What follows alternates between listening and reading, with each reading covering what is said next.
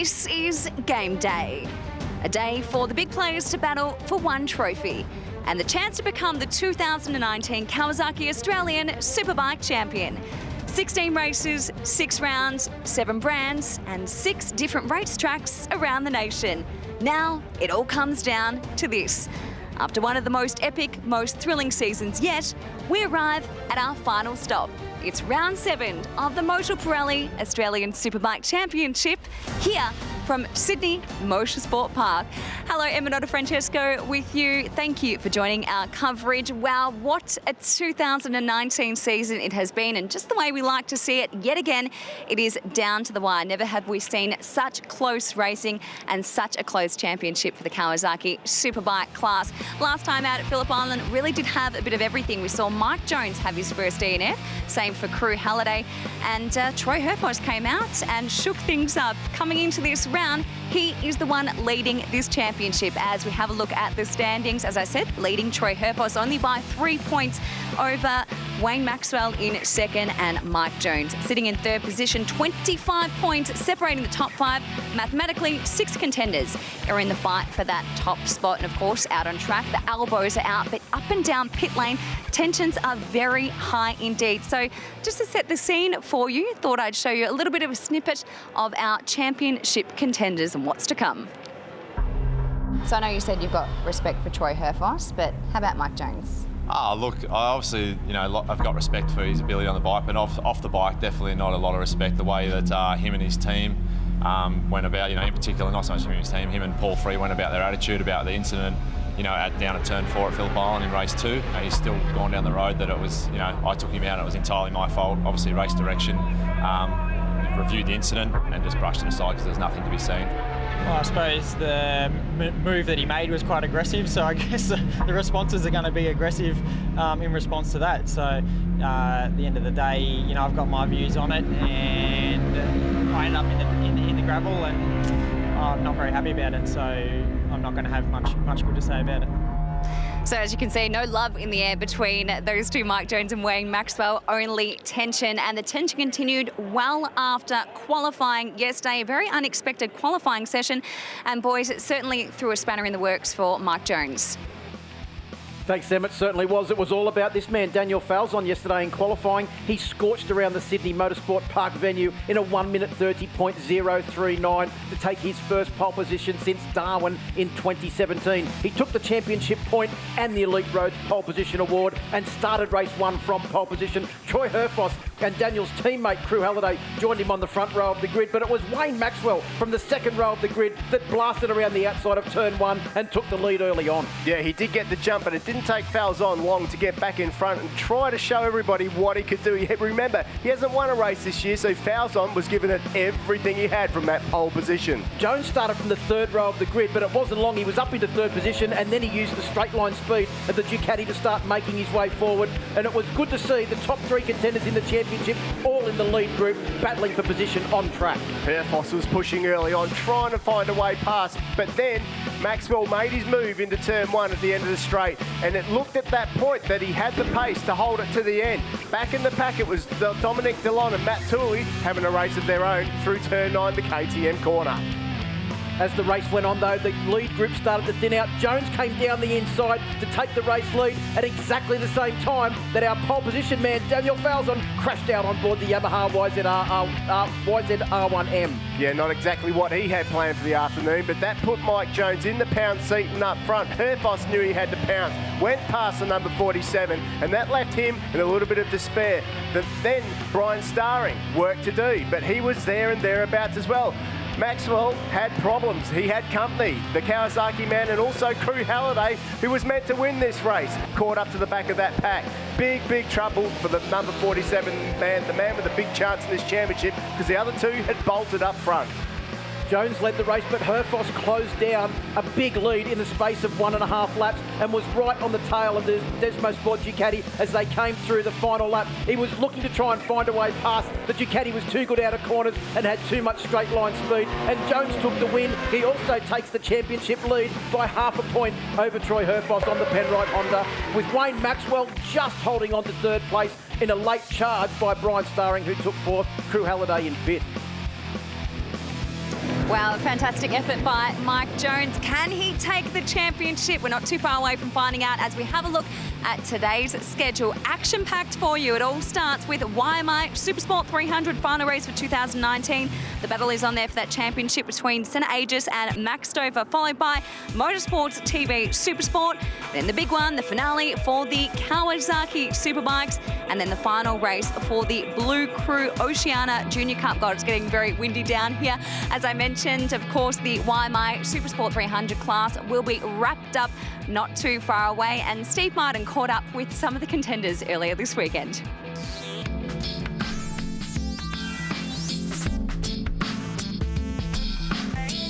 Well, here we are. We're coming into this final race meeting, and the championship's up for grabs. The fight's between you two guys. I mean, how are you feeling at the moment?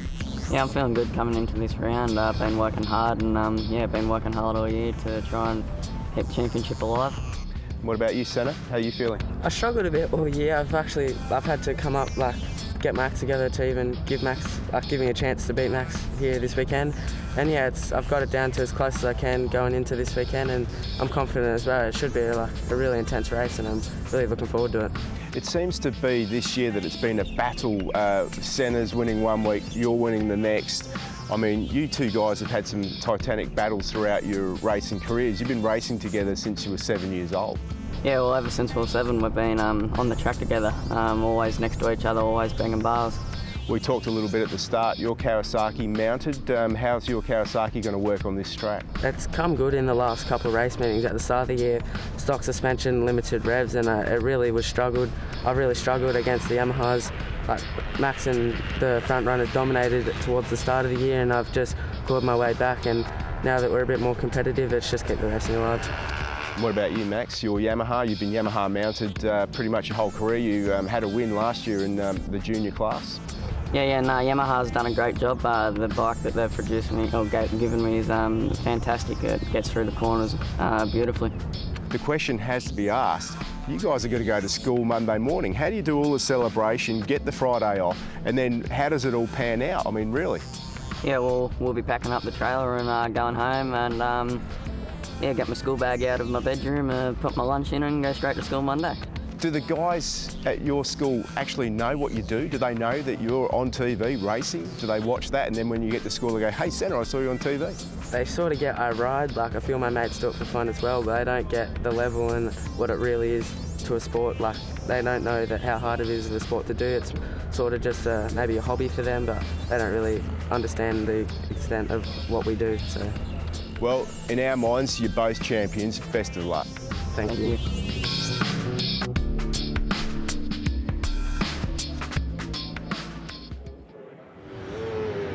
Well, as they make their way down through Suzuki and into the hairpin at the back of the track that has seen so much action this weekend, Steve Martin.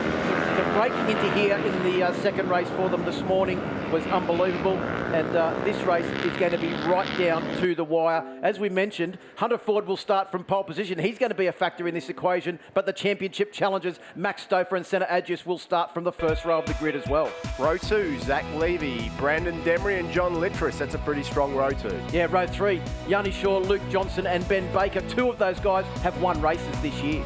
Row 4's Neil Muston, Timothy Berryman and Peter White. Row 5, we go to Ross Lilly, and I'll tell you what, there's just a massive amount of contenders in this one. Another one to look out for too is Seth Crump on board bike number 57, Yep. the only KTM in the field. You can see him there with the orange wheels making his way down. He started off the weekend slowly, but he showed in race 1 and race 2 that he's certainly got pace and could be a big factor in this championship equation. John Littris on 308, another one to keep an eye on. He's always a strong starter. You'll notice him, he's on the predominantly white R3, and he's always up near the front, so definitely one to watch out for. Laura Brown, of course, she was riding strong last time out at Phillip Island, wasn't she? She was right in the leading group. That's it, and also watch out for her teammate too, Benny Baker on board bike number 72. But we've had a long season in Supersport 300, Steve Martin. It all comes down to this final 8-lap race for the YMI Supersport class to determine who will be the YMI Australian Supersport 300 champion. Zach Levy, he was strong in race 1 earlier today. Brandon Demery there on the number 11, a multiple Australian champion. We've got some trouble on the grid. Number 121 just moving their bike back there. That's Reece Altrud. Yep, and also too, it looked like Peter Nerlich was in the wrong grid position. That looks like it's all sorted now. Hunter Ford starts from pole position. Stouffer leads by 8 points from Senna Agis. That could have been a bit of a jump there from the second row. Supersport 300 is go. Steve Martin as they make their way down towards turn 1. Cracking start from the front row of the grid, but Zach Levy has already put himself in the equation for this race as they come down, and he goes around the outside of Hunter Ford. Where is Senna Agis? He's back to about 5th position from the front row of the grid, but we saw earlier on today that doesn't mean anything as they make their way down towards turn 2, and it is Littress down the inside, but it's Stouffer that leads around the outside. He's got the bodyguards of Zach Levy and Hunter Ford. Yeah, but will they be bodyguards? Will they sit behind them and look after him? I don't know. Has Yamaha said something? There's Senna Agis, about 4 or 5 back at the moment. Work to do for him as they head over the hill and down into the hard-braking right-hander. Well, Johnny Littress, the man that you picked to keep an eye out for, is up into 4th position. Then it's KTM mounted Seth Crump back in 6th. In the middle of those two riders is Senna Agis, who is trying to challenge for this championship. And race 2 victor, Luke Johnson on board the ProWorks Kawasaki, bike number 25, a little bit further back in the field. Yanni Shaw is also up in this mix as well on the 333 machine. Yanni Shaw, a winner this year, had a couple of good wins at Winton Raceway. So Yanni Shaw on the Bridgestone Shop machine definitely could shake things up this time out with a good start like he had. But up the inside, Hunter Ford looks for a dive bomb. Zach Levy's there. Still not sure that Zach Levy didn't quite jump the start a little bit. He moved under starter's hands. We'll have to wait and see. I don't think Zach Levy really cares at the moment. I think he might have gone out there with one thing in mind, what he's going to do as they come round through the top end of the circuit now for the first time, coming round to complete the first of this 8-lap journey. Look at the end of the straight. The Kawasaki certainly have an advantage at the end of the straight, but the Yamaha seem to jump off the corner a fraction better. As they come down the straight now, it is Hunter Ford that takes the lead. Max Stouffer into the slipstream. Here comes Johnny Littress. Here comes Senna Agis. And also Seth Crump on the front. Goes around the outside. Will he take the lead into turn 1? He can't quite get around the outside of Senna Agis on board the Kawasaki Ninja 400. And it is Agis that leads from Crump, Hunter Ford, Zach Levy and Max Stouffer. Watch Crump on the brakes, though he's strong. Senna Agis goes in deep. Hunter Ford on the inside there. And Max Stouffer went from the lead to about 6th or 7th in about 100 metres. Now, we said keep your eye on Seth Crump on board bike number 57. It's his last hurrah in the Supersport 300 Championship for 2019. And he's looking to try and make a very strong impression on this championship challenge as he sits in 2nd place. Hunter Ford goes around the outside. I think he ran in there a little bit quick. Closed up onto the back of Seth Crump too quickly and has lost the position to Zach Levy on board the 87 machine. Well, if it was to finish like this, Senna Agis would be the champion, wouldn't he? In all honesty, like, the Yamaha boys need to try and pull something out of the hat. Well, the championship points are 25 for first, 20 for second, 18 for third, and 18 for fourth, and then back 1 point after that. So if you want to take the win, you must make sure that you get as many points as possible, and Senna Agis is doing just that at the moment. He's in line for 25 points, but we're only on lap 2 of 8, and as we've seen Steve Martin in Supersport 300 racing, anything can and usually does happen. There's an incredible amount of pressure on the number 27, Max Stouffer, at the moment. You can see the bikes in front of him there.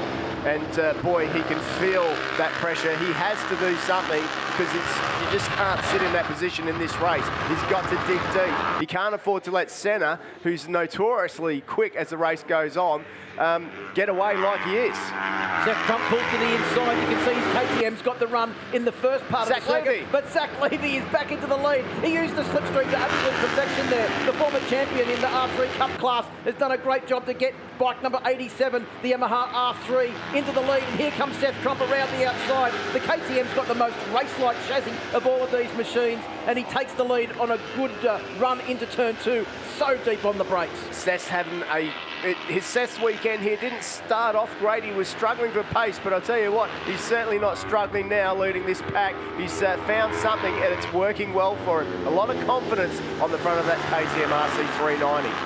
Oh, look at Zach Levy taking the wide line. He goes up the inside. No, couldn't quite get up the inside of Seth Crump, who was flowing between those two corners. and held on to second position. Max Stover has a look over his shoulder. All he can see is bike number 308 of Johnny Littress sitting right behind on the predominantly white machine. Right behind him too, Brandon Demery on bike number 11. Another rider that really announced his presence at the front of the field at the last couple of rounds at Winton and Phillip Island. Yeah, he's won a few Australian championships too as a number 11 in the middle of your screen there, but none of these Yamaha guys seem to be too worried about helping Max Stauffer win his first 300 championship at the moment. Well, as you can see there, the riders using all of the track and then some on the exit of the hairpin. As they come up towards the top of KTM straight now and through the AGV corners to finish another lap. This will be the completion of lap 3. So 5 laps to go, so we're still a long way from determining what is going to happen in this race. You can see everyone jockeying for position now, trying to get the slipstream. Hunter Ford pulls out of the slipstream of Seth Crump and into the slipstream of Senna Agis, our race leader. As they came across the right, the lead for Senna Agis was 0.183 of a second. Hunter Ford around the outside now. Good move by him. He's super strong in the corners. Watch him on the brakes as they head into the turn 2 there, but Senna Agis just breaks that little bit later and manages to keep that line. That was a good move by Senna. He is really good on the front of that bike as well, the way that he manages to brake late and then tip it in, but maintain his line mid-corner. It's a pretty good attribute to have, especially at this Sydney Motorsport circuit. And I think Hunter Ford's leathers are aptly labelled there on the back, because at the moment he is the hunter. He's hunting down our race leader, Senna Agis. Look how much corner speed he carried there through turn 5. Take the run up the hill now. Hunter Ford trying to find a way past and maybe just try and pull Senna Agis back to the rest of the field. Seth Crump having a great ride, still sitting in 3rd position. Right behind him, Maxi Stouffer. Then it's Zach Levy. Luke Johnson's made his way up into 6th place, ahead of Johnny Littress in 7th, Demery in 8th, Yanni Shaw in 9th, and Benny Baker rounds out the top 10. Hunter Ford up the inside. What a great dive bomb. Good move, and he holds the line too. So that's good news. Hunter Ford takes the lead. That will help Max. Well, Agis tries to use the power of the Kawasaki to get on the lead, or back into the lead up the KTM straight. He does that.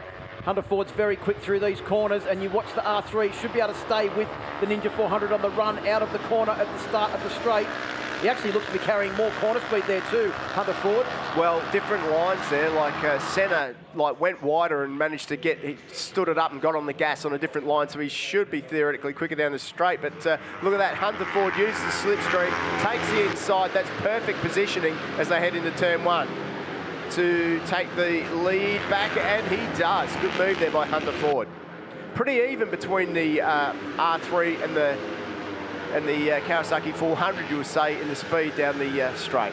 I'm just wondering if maybe a couple of the R3s have changed their gearing to try and get a fraction more top speed for this final race. Because that back bit of the straight on the run into turn 1 was the one area where the Ninja 400s have been a little bit stronger than the R3s for the entire weekend. Yeah. Look who else has arrived on the scene. He's arrived at the party a lot earlier than he usually does. He's usually a late arrival, Luke Johnson, but also Zach Levy on board the 87 machine, the Puma RV's Yamaha R3. Yeah, well, Zach was at the front, worked his way to the back. Now he's got to do all that hard work again, which, of course, is part and parcel of racing this 300 class. But it is Luke Johnson now who's further up towards the front, and it's good to see him there. But where's Stauffer? He's not in that front 3 or 4. He's just put a move on Luke Johnson, trying to get up the inside. Has he got the run through turn 8 as they come around the back of Corporate Hill? No, he hasn't. No. Luke Johnson's actually gone back ahead of Stouffer, and up the inside trying to have a look is Johnny Littress.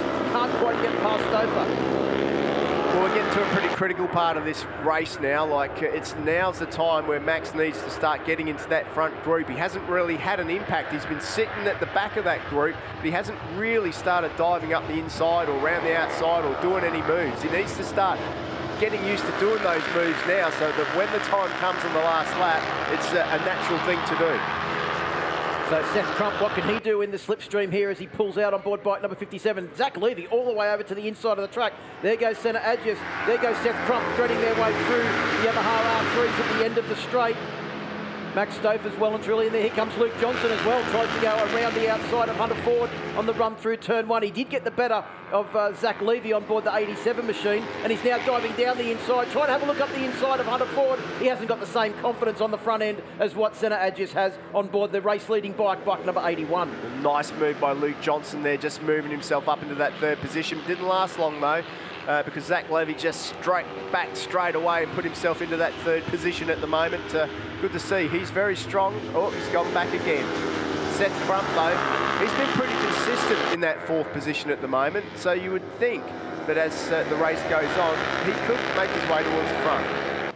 This lead group is 10 motorcycles as we see someone running off the circuit there. It is not one of our front runners. The good news, Hunter Ford back into the lead now as they come down through the back of Corporate Hill, through turn 6 and take the run up the hill and then around this long sweeping left-hander which runs off camber. You don't want to get wide on the exit of that corner, and then down into the hairpin at Suzuki corner. Johnson up the inside. He's gone up to second place. Johnson, who won race 2 earlier on today. Well, there's no team orders, not that they're in the same team, those Kawasaki guys, but Johnson and Senna Agis, you think that they would be working it out so that Kawasaki versus Yamaha, the manufacturers, could win. But these are young kids, they're just going for broke, aren't they, out there? Maybe they asked them to do something instead of sending them a text message.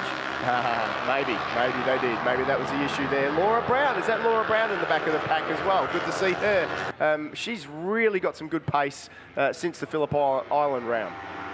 So here we go down the straight. Seth Crump up the inside. Can he hold the line through turn 1? Here come the Yamahas as well. It is Hunter Ford and Zach Levy that take up the running at the front, using the slipstream to perfection there to take up the running ahead of Seth Crump, and also now Luke Johnson trying to come down the inside. On the run into turn 2, it is Hunter Ford that will take the lead from, just managing to hold on, because I thought Zach Levy was going to come and sneak up the inside there on the exit of turn 2. If it finished like this, and it is impossible for it to finish like this, Max Stauffer would be the champion, because they're side by side. Remember, it's 8 points the gap between the two. That's how much Senna Agis needs to make up on Max. He really needs to get the win. Well, and we are on lap 7 of the 8-lap journey, so Senna Agis has actually gone backwards over the last lap or so. He's now sitting back in 6th position. That will change. He's now just ahead of Max Stauffer, up into 4th position. Stauffer has got Luke Johnson right behind him, and also Johnny Littress as they make their way through turn 7 now and down into the hairpin at turn 8. It's still the Yamaha duo that lead, Hunter Ford and Zach Levy. Seth Crump doing a good job here to hold on to 3rd position. He'd love to finish off the year with a podium on the sole KTM in the field. Absolutely. What a job he's done this year. Brilliant representation of the KTM brand in this class. Good bike, good rider, good team. Good job, Seth Crump. But it's Hunter Ford now who's leading the way. And I'll tell you what, he's probably one of the few guys that can stay out front and just bang the laps in, isn't he? He's a really good hard charger, is Hunter Ford in this class. Quite experienced, and you can count on, if he's in the race, he's going to be at the front. Well, Hunter Ford and Zach Levy using each other's slipstream to try and get a bit of a slingshot, but coming from a long way back is Senna Agis on board bike number 81. Up the inside goes Seth Crump to take up the running in 3rd position, getting the better of Zach Levy. Luke Johnson's also in that mix as well on board the 25 machine, the ProWorks Ninja 400. Tries to go down the inside. Zach Levy couldn't tip into the corner, Steve Martin, because there was a ProWorks Kawasaki Ninja 400 right where he wanted to be. Yeah, absolutely. But it is the man out front on the Kawasaki at the moment. Senna Agis coping with all the pressure. Hunter Ford up the inside, the bottom of the hill there, through the MA switchback. And Hunter Ford having a bit of a look over his shoulder to see where everybody is. I wonder if he's thinking, where's, Maxi Stauffer? They going to come? Is something going to come into play here? It could be a rerun of the 1990 Australian Grand Prix where the Italian Mafia ganged up on poor old Hans Spahn to get Loris Capirossi his first World Championship. What can the Yamaha riders do here to try and assist their man Max Stauffer in trying to win the championship, or is it every man for himself coming into the final lap? We've only got a couple of corners to go now, Steve Martin, and it is Senna Agis that leads. Seth Crump in 3rd place. Max Stauffer is back in 4th position. Fifth position. He is at the moment, but he's got Luke Johnson just behind him, and we know that Luke Johnson gets a good drive onto that straight. He probably might be able to slipstream him. So this is an ultra important last final corner for the number 27, but it's Senna Agis in the perfect positioning at the moment. Hunter Ford, though, in the slipstream. Can he get him before the line? It's not looking good. It's looking like it's going to be Senna Agis who comes over the line. And Max Stouffer will finish in 5th position, so Senna Agis takes the win. He will win the championship by the smallest of margins as they come across the line. It was Senna Agis that took the win from Hunter Ford. Seth Crump does get on the podium in 3rd place. Zach Levy in 4th. Max Stouffer in 5th position. And looks at the points. I think it will be 9 points the advantage to... No, actually, it's got the points on there as 190. Oh, no, that's the... that's the speed, not the points. I'm thinking, oh... Let's just wait till we get the double confirmation of that. But what we can tell you for now, it 384 to 383. Senna Agis takes the win in the championship over Max Stouffer. By 1 point. What an incredible ride by Senna Agis, coming from behind to win the championship, and he knows it too. He knows it. Look at that. What a way to celebrate. So the answer in relation to whether Yamaha rider is going to help Max Stouffer, the answer is no. Senna Agis takes the win by 0.066 of a second over Hunter Ford. Seth Crump in 3rd, Zach Levy in 4th, Max Stouffer in 5th, Johnny Littress in 6th, Luke Johnson in 7th, Brandon Demery in 8th, Yanni Shaw in 9th, and Benny Baker rounded out the top 10. That lead group, a sensational race. Absolutely. Kyle Connell gets 11th position. 12th is Ryan Smith. He's come good. Reese Outrud in 13th. A good result from him. Xylus Bunting there in 14th. Last point for Peter Nerlich. Matt Rindell, Caleb Gilmore in 17th. James Jacobs in 18th. Laura Brown in 19th. Good result for her. Zach Patendi 21st. Jimmy Broadbent 22nd. Patrick Lee, good to see him out there. And Craig White as well. Wow.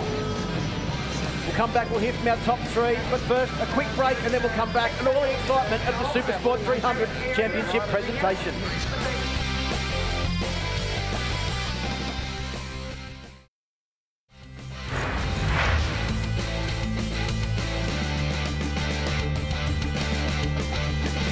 Welcome back to Sydney Motorsport Park, the final round of the 2019 Motor Pirelli Australian Superbike Championship. And we have just crowned the YMI Australian Supersport 300 champion, Senna Agis. He took the race win and he took the championship over Max Stouffer by 1 single point. Hunter Ford finished in 2nd position and Seth Crump finished on the podium. They're in Park for May with Emma.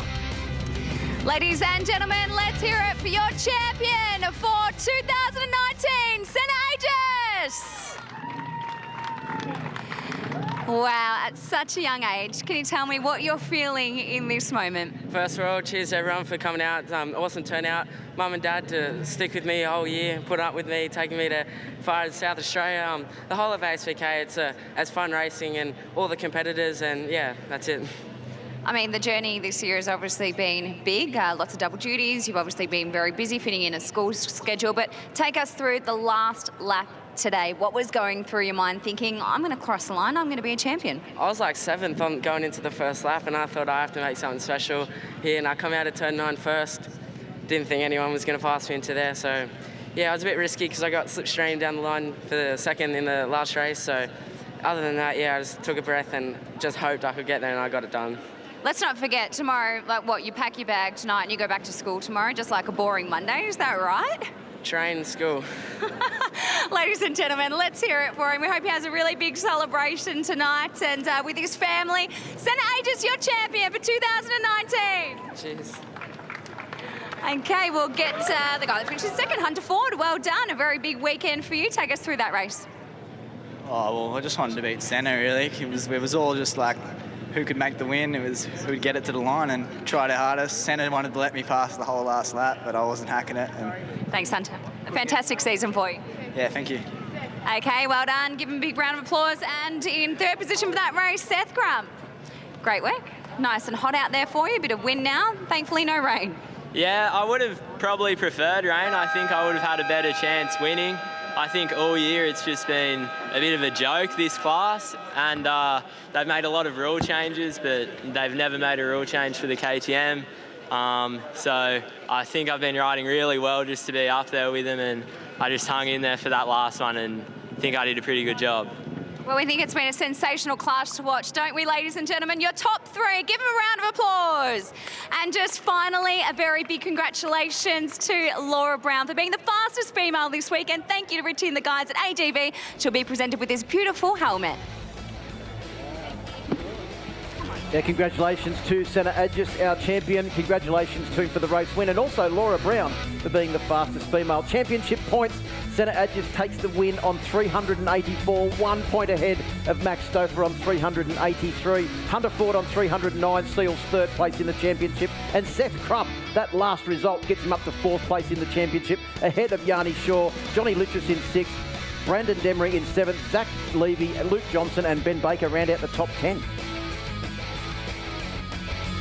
Highlights now of Supersport 300, the last race for the YMI Supersport 300 class for the year, and Hunter Ford started from pole position. He got a cracking start, but it was Max Stouffer that led them through the first turn, on the entry to the first turn, but then the Yamaha duo of Zach Levy and Hunter Ford swept around the outside, and as Senna Agis said, he was way back in seventh on the first lap. Yeah, Senna Agis certainly had work to do, but he used the slipstream very effectively, as did Seth Crump, to put their machines up towards the front of the pack, and they were side by side through turn one as the race went on. Seth found the pace throughout the weekend and managed to be up there, had a little bit of a moment there, but it was Zach Lever who tried to dive up the inside on his number 87 Puma RV's machine. As he said, he's been riding the wheels off that KTM all year. It was good to see him get a good result in the last race of the season, as he was sitting in second place behind our race leader, Senna Agis. But then it was Hunter Ford that made his way up to try and challenge at the front on board the Yamaha R3. He came down the inside at Suzuki Corner. He's been fast all weekend,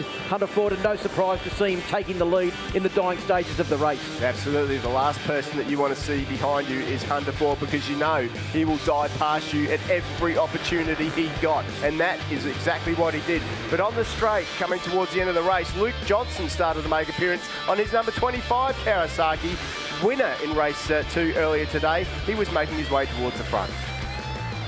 Senna Agis led them out onto the straight, and as they came across the line to take the checkered flag, he'd done enough to win the race, he'd done enough to win the championship, and he took the championship by 1 single point over Max Stouffer. Congratulations to him. A short break coming up. Motorsports TV Supersport, the final race after this break.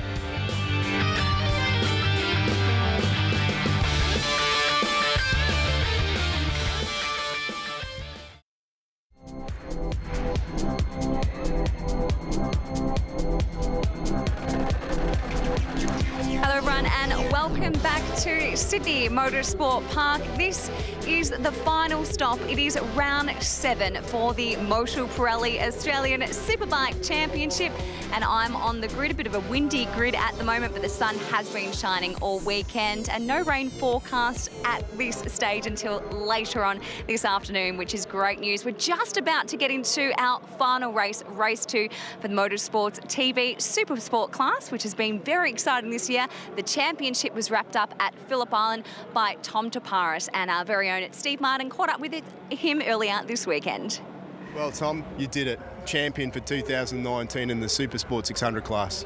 Yeah, thanks, Steve. Obviously, an awesome season from my team and I. I think for us to get all but one of the wins was a really good effort, and there's still 2 races to go tomorrow, so can't wait to get out there, and hopefully it's not raining like it's supposed to, and we can have a great ending finale to the season.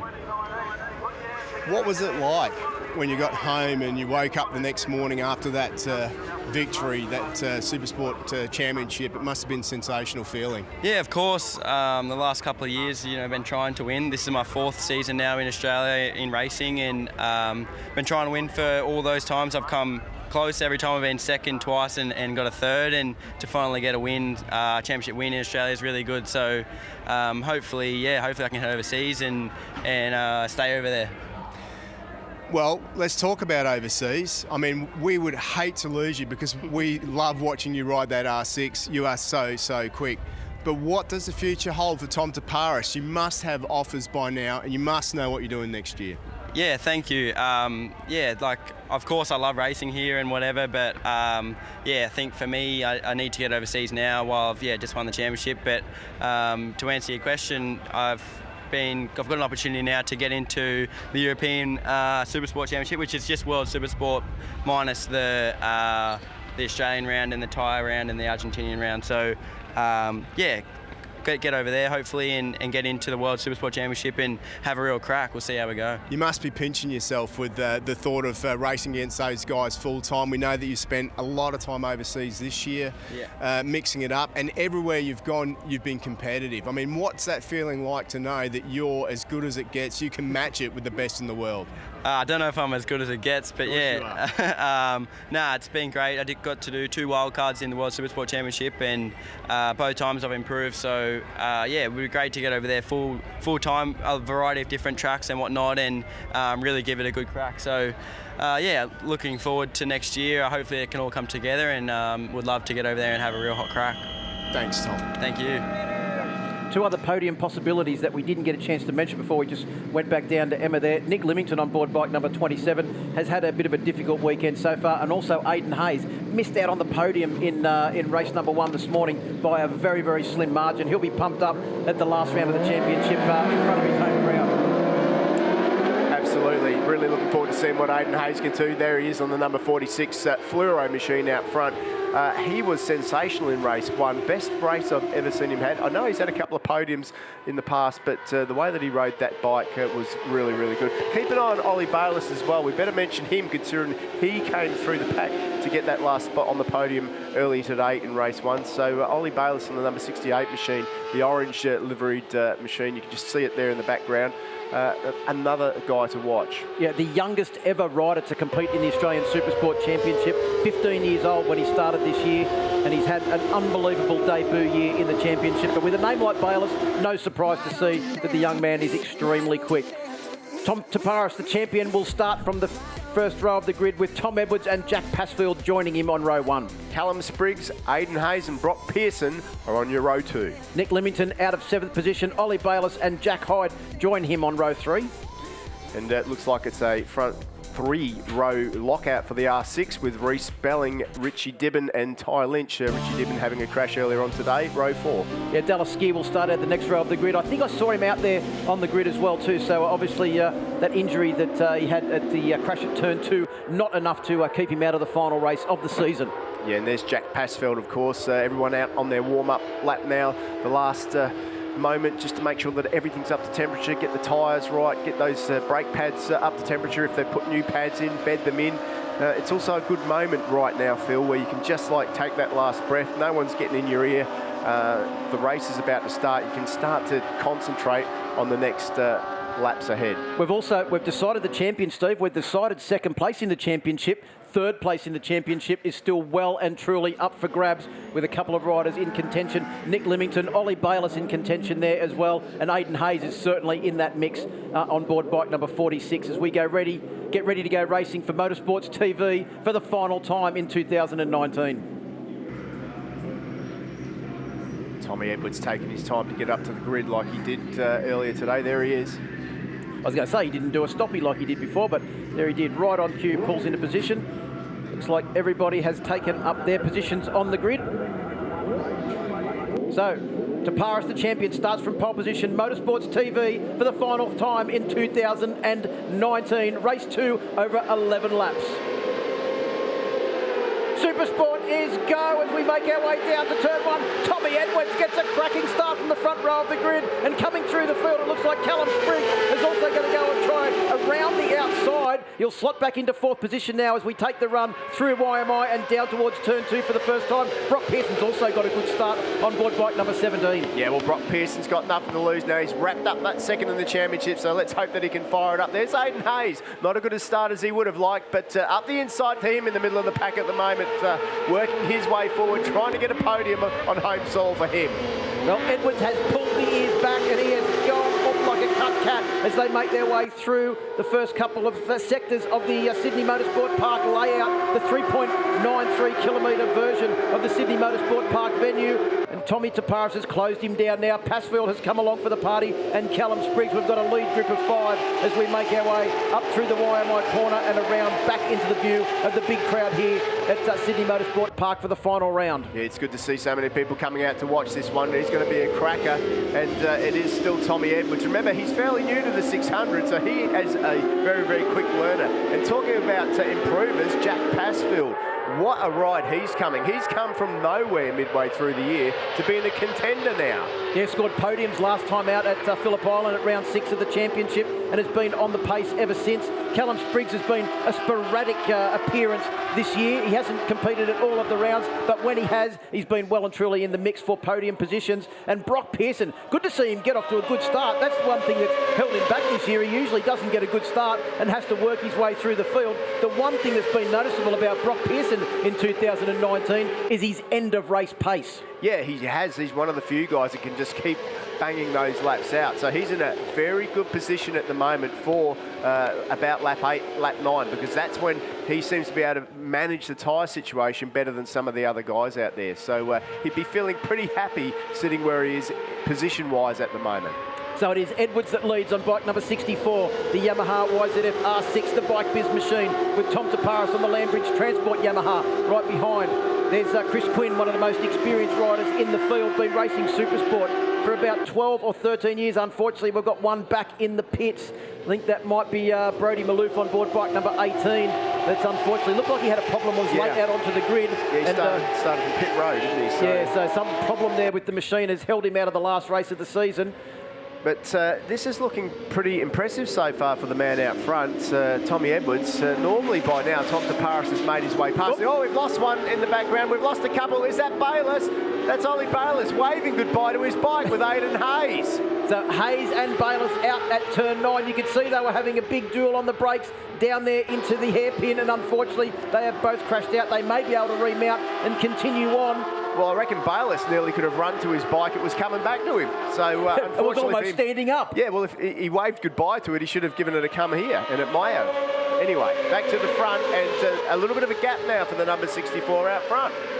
Is that Passfield having the audacity to try and challenge Tom Taparis on the brakes in towards turn 1 there? The other thing is that like Tom Taparis has been in such a class of his own. Yeah, so both of those guys are back out on track and next to each other. Of course, we didn't see what caused that issue, but looks like they're going to get another chance to do it again later on. So we'll be able to keep an eye on that. Maybe we'll get a replay, but it's definitely something happened between those two. So it is Edwards, Taparis, Passfield, Pearson and Spriggs. Here it is. Here's a replay. You can see them there. I saw them battling for position. And then, unfortunately, the next shot we saw was that we heard was the sliding bike on tarmac sound. Here's the mistake. Look at this. He's got his hands in the air and he waves goodbye. He should have been saying, come here. If he did that, I reckon he might have been right. But nevertheless, he's up and he's back on the bike. All jokes aside, though, he had a brilliant race one. Ollie Bayliss, what a year he's had. I mean, he is learning in a hurry, doing an absolute great job. And would have to be a serious championship contender for the 2020 season as we look now at still Edwards leading from Taparis, but Passfield has closed right in. He has got the same pace. In fact, he's the fastest man on track. The first flying lap of this race was a 1:33.777. The fastest man, Jack Passfield. The conditions are slightly warmer than they were this morning. The track here at Sydney Motorsport Park is greasy in the afternoons, and I reckon that it does look like it's a bit greasy out there at the moment. Perhaps there's nothing that Tom Taparis can do. I can't imagine him hanging around like this if he could bolt. I think he's like thinking, what do I do now? And here he goes up the inside. No, he can't, because Tommy Edwards is strong on the brakes. Let's remember that this is a guy that's been racing overseas in the 300 World Supersport Championship all year long. He's used to battling with 10 or 15 guys at once. Well, that's what you made the point this morning, Steve Martin, that we're on lap 4 of the race now. He hasn't had anyone actually barging into him like he would have in the Supersport 300. It's a relative holiday for Tom Edwards at the moment. Well, I think things are about to change because Tom Taparis doesn't take long to warm up, and he does not like finishing second, especially if we look at his resume. He's won every race this year except for one. He's also had a fair few pole positions as well. I can only think of was it Morgan Park where he lost out pole position to Nick Limington. As we come round through the back end of the circuit now and back down into the hairpin at turn 9, the scene of that incident. Oh, Taparis! Oh, talk about corner entry speed. He almost gave Tommy Edwards a bloody nose there as he came around the outside and literally slammed the door square in his face. Yeah, that was a very impressive move. That's the sort of move that shouldn't be able to be done. Tommy Edwards tried to block the inside line, and Taparis, as you see right now, just lets the brakes go, uses that mid-corner speed, washes the speed off with the front all the way around the corner, maintains that perfect line with the bike sliding all the way through the corner, gets on the gas and says, well, now you can follow me for a while. Oh, that was a massive move from Taparis as Edwards goes back down the inside on the entry into turn 1.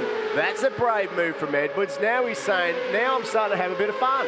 Well, these two have raced against each other years ago in the Supersport 300 Championship. We've just seen Supersport 300. We know how close the racing is there. These two have just stepped it up now onto 600 Supersport machines. We've got someone down at the back of the field there. Is that Callum Spriggs on board bike number 50? It is. There goes Nick Limington through, but it's all over for Callum Spriggs. There will be no podium for him today, unfortunately. Doesn't look like he'll be able to get that bike up either. Meanwhile, back out front, it's Tommy Edwards still doing a super impressive job. He hasn't got a lot of experience on a 600, does he, at all? No, I think this is his first race on a 600 as far as I'm aware. He may have ridden one at a track day, but he's been racing Supersport 300s overseas for the... And he raced 300s here. He won the championship here in the 300 class.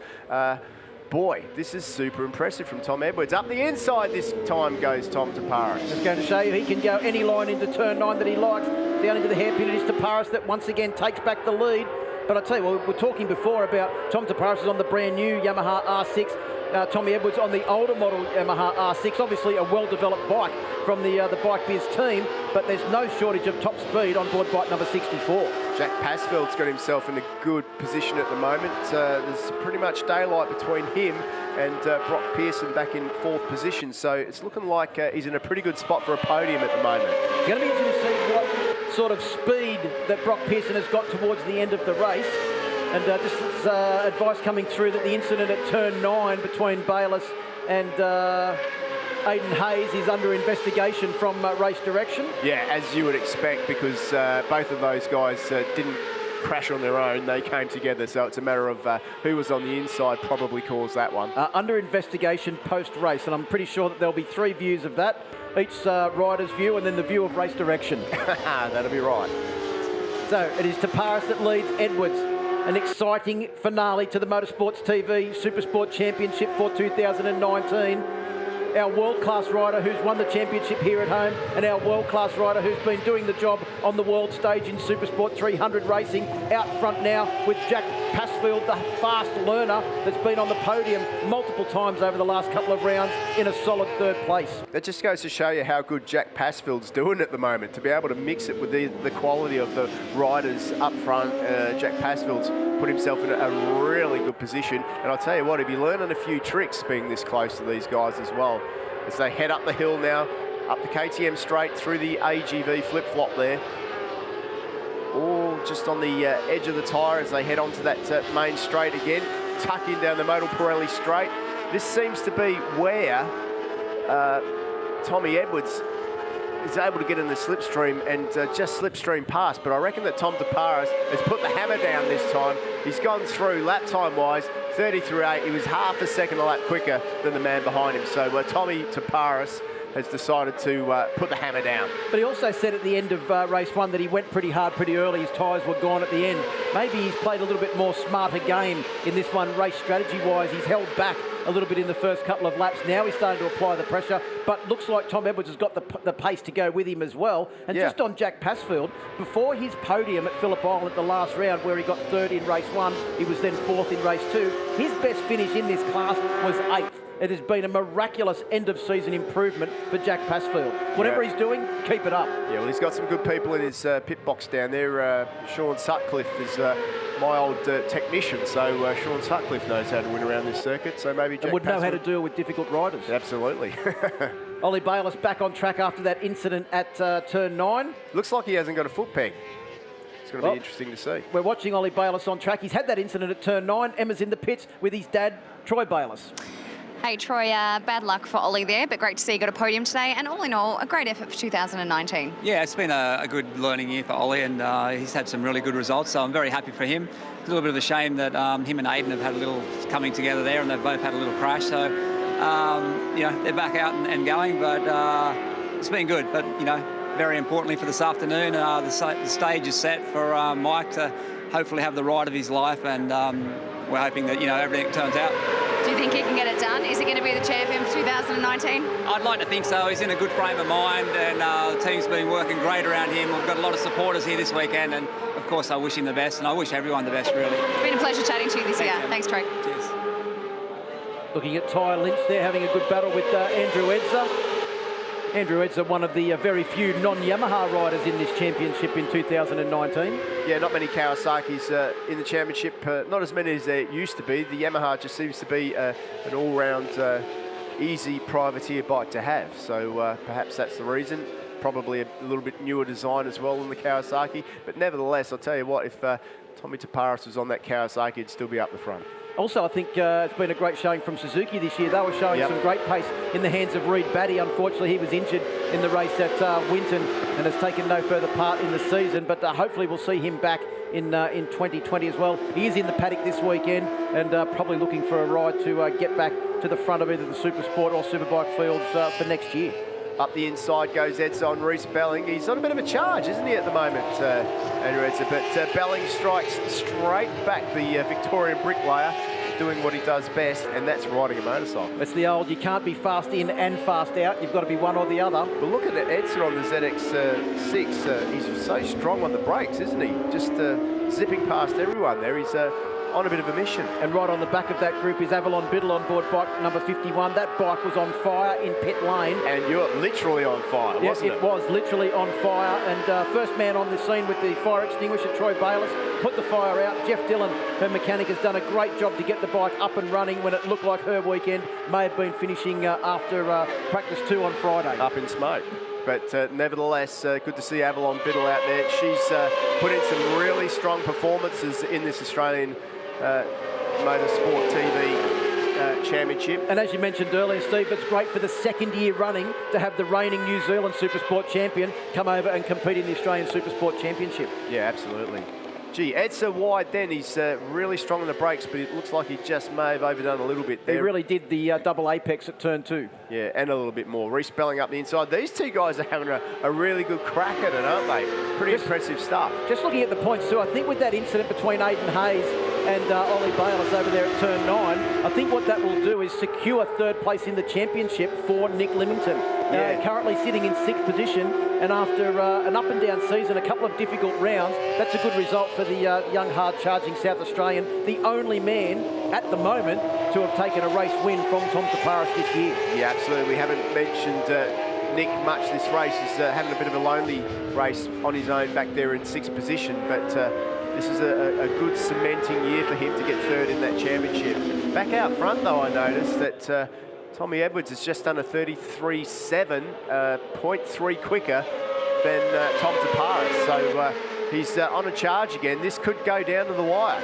Well, Tom Taparis has responded with a 33.6, 0.3 faster than Tom Edwards on the last lap. The gap at the moment is 0.7 of a second. So it's not quite that psychological 1 second barrier for Tom Taparis. And I think Edwards is close enough that he can just get the sniff of Taparis' exhaust fumes, and he knows that he is in with a red-hot show here because they are coming round now. They are on the 10th lap of an 11-lap journey, so 1.5 laps to go for Edwards to try and reel in the 2019 Motorsports TV champion. Well, it's going to be interesting because Tom Taparis hasn't really been under too much pressure in the last laps of any race he's been in. He's pretty much been cruising because he's had that much of a lead, but right now, this is the most pressure he's been on in the last lap for a long time. We'll remind you too that the lap record here has stood since 2008. Jamie Stauffer, a 1:32.654. Obviously, different technical rules back in 2008 for the Supersport class. And these engines nowhere near as modified as the rules were allowing back then, but just goes to show you how far tyre and motorcycle development has come along, that pretty much a standard engine with some upgraded suspension parts can get round a Supersport machine here at Sydney Motorsport Park in the mid-133s. That would have qualified you okay in the Superbike class. Yeah, absolutely. But Tom Taparis has really put in a quick lap this time round. He's pulled out a big gap over Tom Edwards this time. It'd be interesting to see 33.6, fastest lap of the race for him. So he's been conserving his tyres. He's laid the gauntlet down and said, well, Tommy, if you want this one, you're going to have to earn it. Yeah, everyone back in the, apart from our race leader, back in the 34s on that lap. And you can see there the Lambridge Transport machine of Tom Taparis has just pulled out a little bit of a gap. Obviously, it closes up on the brakes as they come in towards turn 2 for Tom Edwards. But Taparis will stretch that out again as he makes his way across the hump and down into Motorcycling Australia corner, turn 4. Yeah, it's going to be difficult for Tommy Edwards to pull it back from here, but this is even a big improvement on race 1. Like, he's going to finish pretty close, probably a quicker overall race time as well to the man in front, Tommy Taparis. But it's not over until it's over. He's still got half a lap to go. Also, too, we haven't seen the late race pace of Brock Pearson. He's dropped back into the 35s. In fact, Jack Hyde behind him was 0.6 of a second faster on that last lap, but he's got a pretty handy lead, has Brock Pearson over Hyde of just on 1 second, so should be able to maintain 4th place in this race. It's a good race for the podium runners at the front. Really impressed with this man, though. 42, Jack Pasfeld. He's come from nowhere. Stay Upright sponsorship for him as well. Good to see. He's certainly learned a thing or two from them, hasn't he? Well, final corners now for 2019 for our champion for Motorsports TV Supersport, Tom Taparis. He comes out onto the Motul Pirelli start-finish straight for the final time. He will take the checkered flag. An almost perfect season of race wins for bike number 1, Tom Taparis, as he comes across the line. He takes the win, and across the line in second place will be Tom Edwards. A great debut in the championship for the rider on board bike number 64. And Brock Pearson gets across the line in 4th place, just ahead of Jack Hyde on 28. A very good performance from Jack Pasfield in 3rd place, but Jack Hyde, another impressive youngster to keep your eye on for next year. Yeah, absolutely. He's another guy that's sort of come from nowhere. Reece Belling, good job from him. Didn't see where Andrew Edser ended up on that Kawasaki. They're having a good battle, but... Actually, I think Avalon Biddle may have got him on the last lap. Avalon Biddle gets up to 8th position in the end. A great result from the New Zealand Supersport champion, but no one can get near this man, Tom Taparis. He'll celebrate in style tonight. He's got a big trophy to pick up for the Motorsports TV Supersport Championship, and he'll be able to have a good celebration and concentrate now on preparing for 2020. Yeah, and what better way than to win the last race that you're going to ride in Australian soil for a while. He really deserved that win. Brilliant ride, even with the pressure from Tommy Edwards. And Tommy Edwards, first race on a 600. Boy, did anyone tell him it was a 600? Maybe not. Maybe he thinks it's a 300. Who knows? But he's riding it brilliantly. Well, confirmation of those results. Tom Taparis takes the win by 2.595 seconds over Tommy Edwards on board bike number 64. Great debut for him on the Bike Biz machine. Jack Pasfield, another podium for the rider on board bike number 42. Then it was Brock Pearson in 4th, Jack Hyde in 5th, Nick Leamington in 6th, and secures 3rd place in the Motorsports TV Championship. Reece Belling in 7th, Avalon Biddle in 8th, a great ride for her. Ty Lynch in 9th, and Dallas Skier rounds out the top 10. Chris Quinn in 11th position, a good result for him. Luke Mitchell in 12th.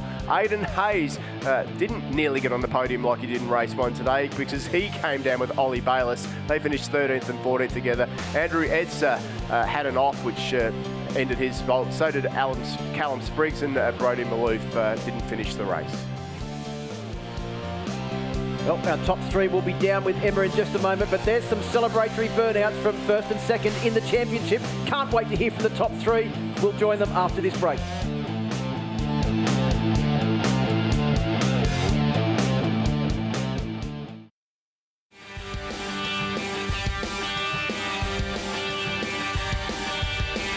Welcome back to Sydney Motorsport Park, the final round of the 2019 Motul Pirelli Australian Superbike Championship. We have just seen the final race for the Motorsports TV Supersport class. Our champion, Tom Taparis, has taken another victory, but it's great to see our overseas campaigner, Tom Edwards, back. He's joined on the podium by Jack Pasfield, and they're with Emma. Starting with Jack Pasfield in 3rd position, a great way to end your season with plenty of podiums. Well done. Yeah, it's been really good. Great way to finish off the season and carry some confidence into next year. Good to work hard, give you something to look forward to next year. It's really good. Great work. Enjoy the celebrations tonight. And in 2nd position, Tommy Edwards. We've really enjoyed having you back in the ASBK paddock this weekend. Great racing. Well done. Yeah, thank you. It's super good to be back. Great racing here, just as it was when I left at the end of 2017. It's really good to see how competitive the Supersport is. It's great to come back and try and chase Tom around all weekend. I've been trying to keep up, and I felt strong through the race. Overtook him a couple of times, but at the end of the race, I just didn't have anything left in the bike, and Tom and his team have obviously set up his bike very well. Big congratulations to Yamaha Motor Oz for having such a great weekend and a good year with Tom. I'd like to thank BikeBiz heaps for giving me the suit, the bike, and pretty much let me race this weekend. I wouldn't have been able to do it without him. Thanks, Tommy. ASBK is just getting bigger and better, so we'll see you back hopefully again next year. Yeah, thanks. And Tom Taparis, ladies and gentlemen, round of applause for your champion. And why not just collect another race win, 15 wins for your 2019 season, and we cannot wait to see you collect that trophy at the dinner tonight. Thank you, Emma. Yeah, just topped off a fairy tale year for us. I think in the end we only lost 6 points for the season, which was what we were chasing. We were just trying to maximise every race, and in the end we got the win then on Tommy. So yeah, he's riding really well though. It's so good to have someone of his calibre racing in World Championship come for the weekend, and I know he hasn't done a lot of time on the bike, so he's riding very well. But anyway, can't give it up for my sponsors enough. Macquarie Telecom came on board this weekend helping us out. My traditional sponsors, Ricky's been around forever helping me, and with Leader Nutrition. My family, my mum and dad, Sam Costanzo, Robbie and Marty, my mechanics, have just worked their butts off all year. The bikes have been perfect, and yeah, in the end, just what a year. I remember this year forever, and tonight will be good at the presentation. Can't wait. Can't wait, and hold off on the drinks before I present you that trophy, okay? Thanks, Tommy. Yeah. Good luck for 2020. Tom Taparis. Thank you. Well, congratulations to our Supersport podium getters. Tom Taparis did a great job in 2019, but we've still got to decide the Kawasaki Superbike Championship. That's coming up next. Don't go too far away. Well, we've got Tom Taparis winning the championship on 401 points. Then it's Brock Pearson on 278. As we mentioned in that race, Nick Limington, 236 points, secures third position ahead of Aidan Hayes on 216. Bayliss in fifth, a great debut year for him on 206 points. Jack Passfield, watch out for him in 2020. Dallas Skier, Ty Lynch, Reece Belling and Reed Batty in the top 10. It's going to be a big year next year for Motorsports TV Supersport. But don't go too far away. Kawasaki Superbike coming up next. The championship is on the line. The big players aren't out to play this week. They're all here with the same goal, to be number one. This is some of the closest, best and biggest racing we've ever seen in the Kawasaki Superbike class. And it all gets decided right here.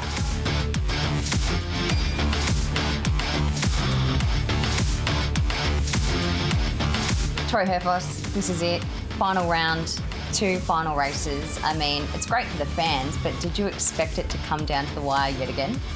No, I didn't. At the start of the year, we had a slow start. Things just didn't go right for us, and also I wasn't making the most of some opportunities in the races. But then it all turned around at Phillip Island. We got on top of the bike and showed some good speed.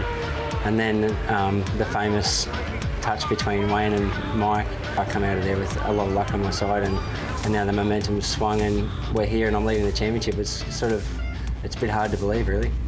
So I know you said you've got respect for Troy Herfoss, but how about Mike James?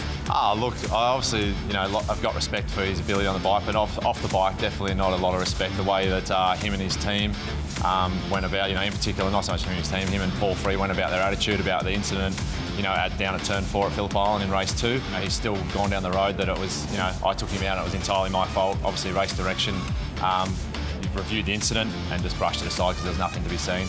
Well, I suppose the move that he made was quite aggressive, so I guess the responses are going to be aggressive in response to that. So at the end of the day, I've got my views on it, and I ended up in the gravel, and I'm not very happy about it. So I'm not going to have much good to say about it.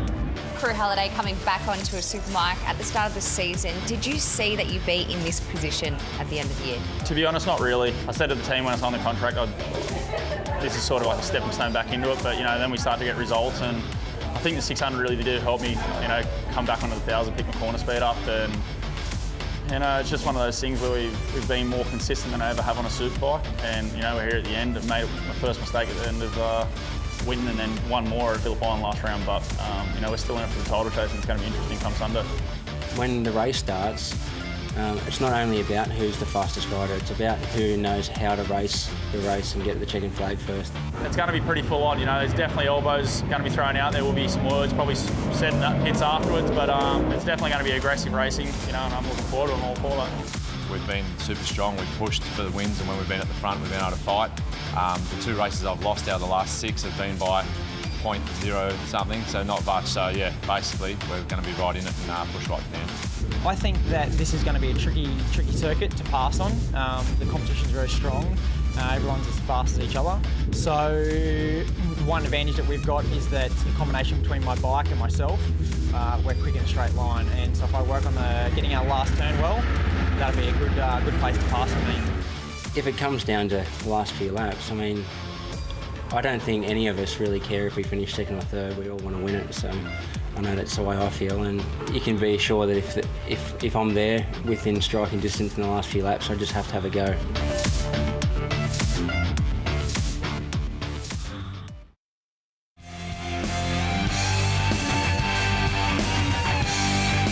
Welcome back to Sydney Motorsport Park, the final stop for round 7 of the Motor Rally Australian Superbike Championship. This is it. It is race 2 of the Kawasaki Superbikes, and we're just about to find out who will be champion for 2019. And Brock Parks, can you pick it? This is a tough one. Half a point in it between first and second. Can you believe it? Yeah, no, it's, you know, to come down to the last race with half a point, it's going to be an amazing race. The first one turned out to be, you know, the 3 guys that are going for the championship up front. So, to be honest, I can't pick it.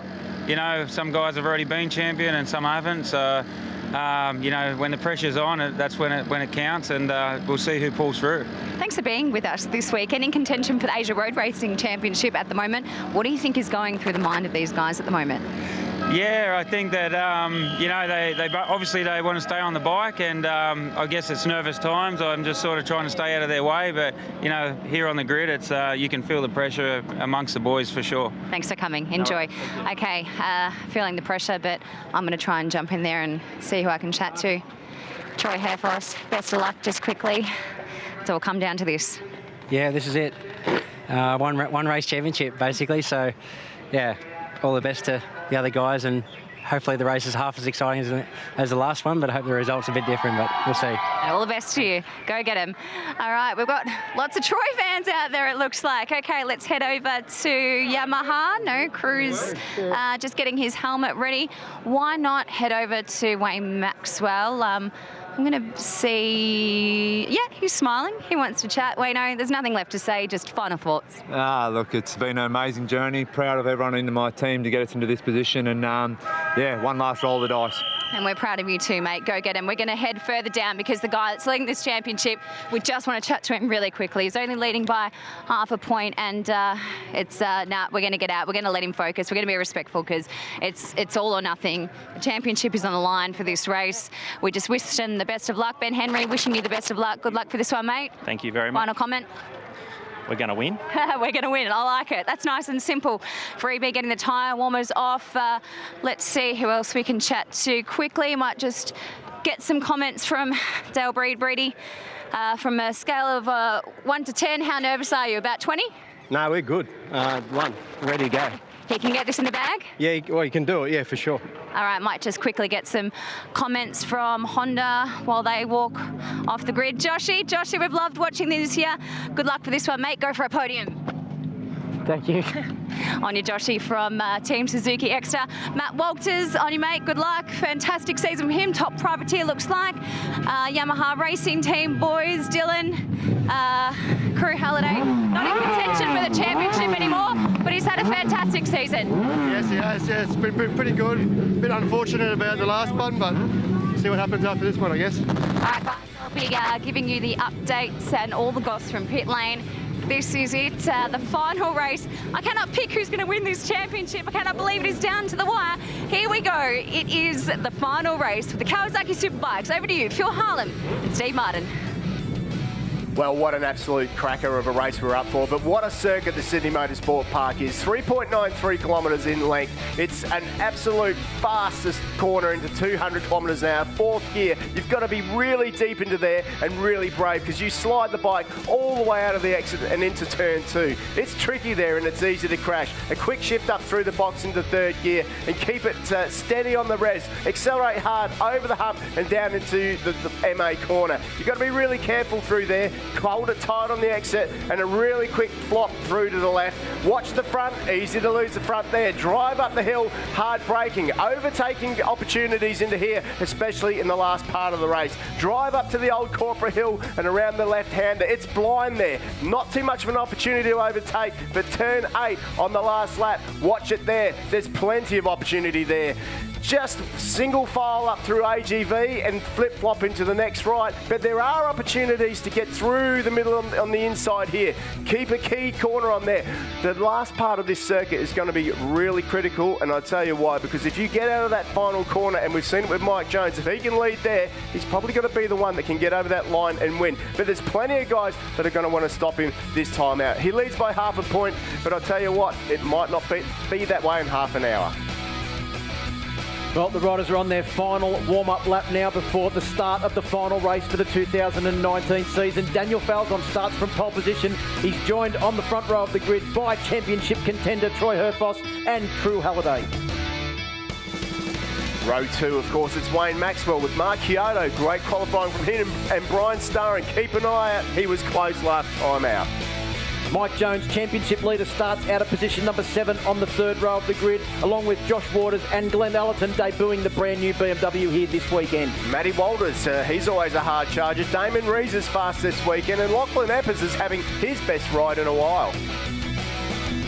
For CC's the fast-starting South Australian and will start out of position number 13. Jamie Stouffer out of 14th was 6th in race 1. Keep your eye on the McMartin V4 Panigale. Ben Burke back in the championship. Good to see alongside Brendan McIntyre on his Suzuki and Sloane Frost all the way from New Zealand. Dominic De Leon out of 19th, Matt Tooley out of 20th, and Heath Griffin on board the Suzuki this weekend out of 22nd. And rounding out the field is Nathan Spiteri and Michael Edwards on his Yamaha. Well, it comes down to this, Steve Martin. A quick summing up of the results. Mike Jones, former Australian Superbike champion. Wayne Maxwell, former Australian Superbike champion. Troy Herfoss, dual Australian Superbike champion. Will Herfoss join the likes of Sean Giles, Josh Waters and Glenn Allerton as a 3-time champion? Or will Wayne Maxwell or Mike Jones come into 2 championship status? It is down to this one 13-lap race to decide the championship. It is all on the line here at Sydney Motorsport Park. 25 points for the win, 20 for second and 18 for third.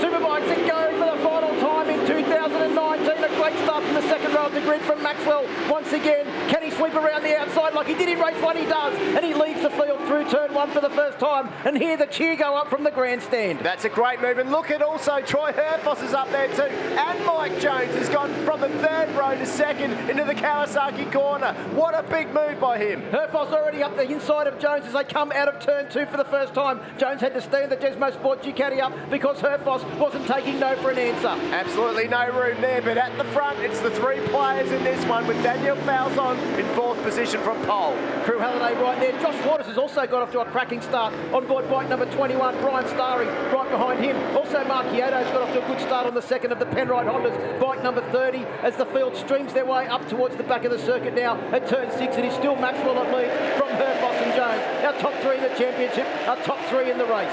Up the inside it looks like Troy Herfoss is already starting to have a look at the number 47 in front, but we know how strong Mike Jones is on the front of that Ducati as they head into turn 9 here, up the KTM hill. Matty Walters running wide at turn 9, keeps it on track. He'll be able to get back into the field as well. Crew Halliday's also on his way now up to 4th position, and he's trying to go with the leaders. Yeah, there's certainly no settling into this one. This is for keeps. You can tell it already. You can tell it on the grid. And Crew Halliday's up there too now. And like you said, good to see Josh Waters. He's found something. Looks like someone's lit the fuse of the 3-time Australian champion. Look at the speed of the Desmo Sport Ducati as he pulls out of the slipstream of Herfoss. But Herfoss just grits his teeth and tries to go back around the outside of turn 1. But Jones just had the better track position. and tries to get a run out of turn 2 to get down the inside of Maxwell. Once again, as you said in race 1, he was very hard on the brakes, and he's come down the inside of Maxwell. Herfoss up into second position, Maxwell from the lead back to third, and Crew Halliday looking for a way, trying to get past. There was no love lost on that pass either, was there? Mike Jones said, I'm coming through, I don't care what happens to you. That's the state that we're at right now. And once again, as we saw in watch this. Herfoss is going to try and get him on the switchback, and he goes through. You can't pass there unless it's the last race of the year and everything's up for grabs. Well, as we said though, the back of the circuit is Penrite Honda territory. The front straight is definitely Desmo Sport Ducati territory. And the more that these riders chop and change each other, slow each other up, the more that it's going to bring Crew Halliday, Daniel Falzon, Josh Waters, Brian Starring and Mark Kyoto in on the party as well. And everybody else in that leading group. It's quite a bunch there at the moment, isn't it? But Herfoss, he knows at the moment that it's all for nothing, because I've just got this funny feeling that when they get onto that long front straight, the Motor Pirelli straight, that Ducati might just blast by. Let's have a look at the lap times as they complete this first flying lap. It'll also be interesting to see who has made a different tyre decision to race number 1. We think in race 1, pretty much all of them went for the SC0 tyre, all the Pirelli runners that is. Wonder if they've gone for the same option in race 2. There we go. Mike Jones takes the lead. No disputing the power of the Ducati. That was pure horsepower that got him in front then. But one thing we do know, Troy Herfoss doesn't want to finish second. He wants to finish first. But Jones, how deep is he on the brakes? And he pulls it up. That was incredible. He's wide. He's run wide there. But not wide enough for Herfoss to get in, because Jones got so much of a lead on the run into the corner. I didn't think he was going to get it stopped. I didn't think he was making the corner. I thought he was going to end up way off the track, the amount of corner entry speed that he carried there into turn 2. Now, in a way, Troy Herfoss needs Wayne Maxwell up there, doesn't he? Because if it was to finish Herfoss, then Mike Jones would be the champion. By half a point. So Herfoss needs to get past, slow this down, and keep Wayne Maxwell up there, because he needs him between himself and Mike Jones if he wants to be champion. Sneaky look over the shoulder there for Herfoss on the exit of turn 6. As they come down into the hairpin now at Suzuki Corner. It is still Jones that leads Herfoss, Maxwell. The two Yamahas of Halliday and Falzon are well and truly in the mix. So is Josh Waters, Brian Starring. Mark Kyoto doing a great job this weekend on the second of the Penrite Hondas. His first year on the Penrite Honda, certainly been an excellent year for the young Victorian. Yeah, he's had some really good results. I think back to the Bend, he got some great results at the Bend, was pretty much blew everyone out of the water for most of the race. So he's definitely a man on a mission. Back out front though, look at Jonesy now. He is really starting to stretch the field out. 30.6 last time through, quickest man on track. The top 5 are all in the 1 minute 30 bracket. Then we go back to Josh Waters, a 1:31.7 in position number 6. So the pace is really starting to hot up now. We're on the 4th lap of the 13-lap journey. The top 5 have just got a bit of a break over Brian Starring, Josh Waters and Mark Kyoto on board bike number 30, the second of the Penrite Hondas. Jones nearly off the circuit. He was right out onto the yellow line there as he came across the top of the hump. He's using every part of the Sydney Motorsport Park layout he can. He's got a very good point there as he goes into there. Nice and tight, doesn't leave any room. He's closed that off. If it was to stay the same as it is now, Steve, championship points would be Mike Jones 286.5, Troy Herfoss 281, Maxwell 274. Well, I guess Ducati would like it to be that way, wouldn't they? But I don't think anybody else out there wants it to be that way, and I mean Honda and Suzuki. But as you mentioned, even if Troy Herfoss gets ahead and finishes the race in first place and Jones finishes in second, Jones will be crowned champion by half a point. How important are those 4 points that he's got for 4 pole positions, along with the $2,000 in Elite Roads Pole Position Awards? Yeah, I don't think he cares about the money right now, but I tell you what, those 4 points, as you say, can be the difference between winning this championship or not. But Mike Jones is just doing a brilliant job out front at the moment. He's stretching it out, just keeping everything nice and cool. And boy, I don't know what Herfoss has got to do, but he's got to just come up with something, and he's got to hope that Maxwell can stay with him. The top 3 all back into the 1:31s there, but the fastest man in that lead group, Crew Halliday, a 1:30.9. Yeah, well, you said it earlier on. Crew is so fast around this circuit. Had his first ever Superbike win here.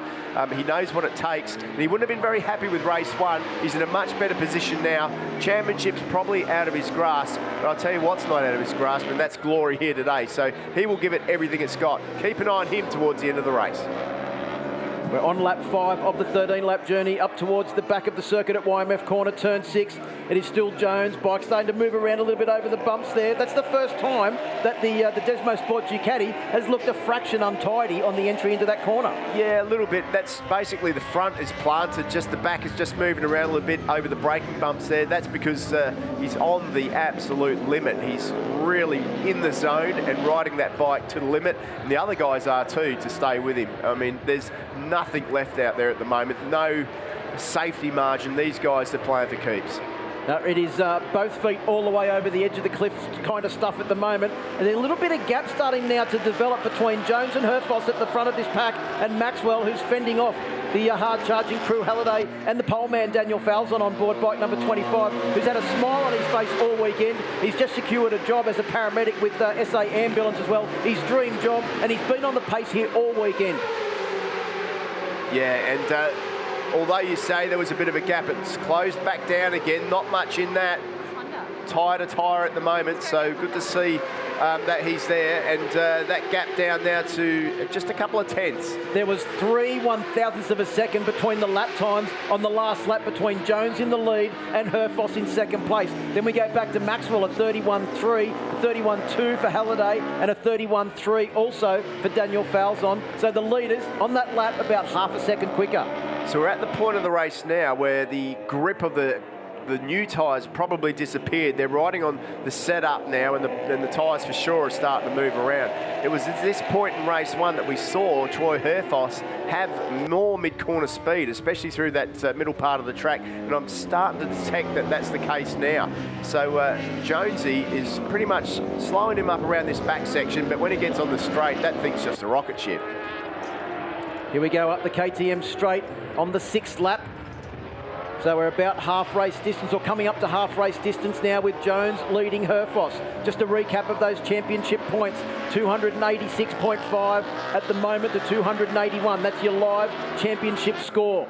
Mike Jones on track to become a 2-time Australian Superbike champion as he pulls a nice little gap as they come down the Motor Pirelli straight into turn 1. But as we saw at Queensland Raceway, you don't count anything in the Kawasaki Superbike class until the checkered flag comes out. Remember there, Jones was leading, ran off the track at the back of the circuit at Morgan Park, and all of a sudden was fighting his way back through the mid-pack. Yeah, he certainly was. Maxwell now in trouble from Crew Halliday behind.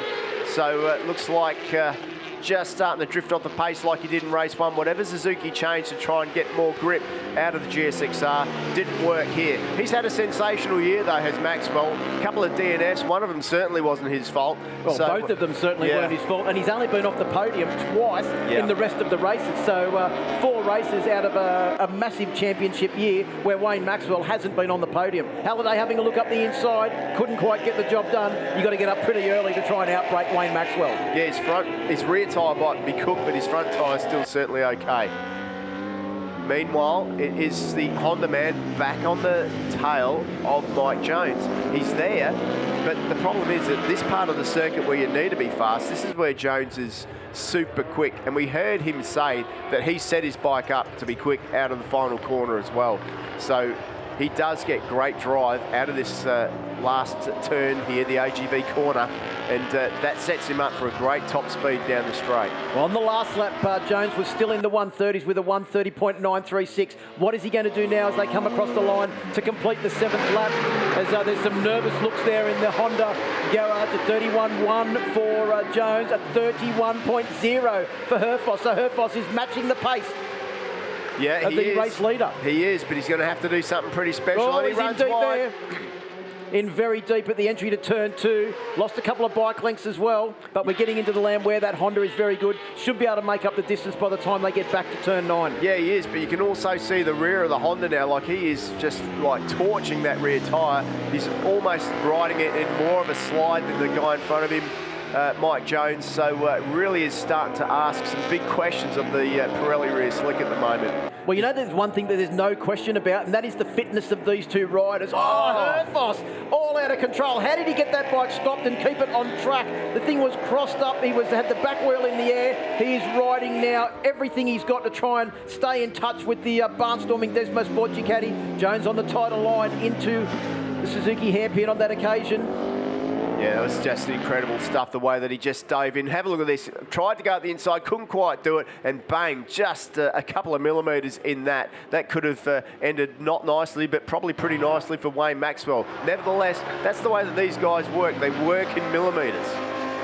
Here we go through AGV and YMF corners now and out onto the Motor Pirelli start-finish straight.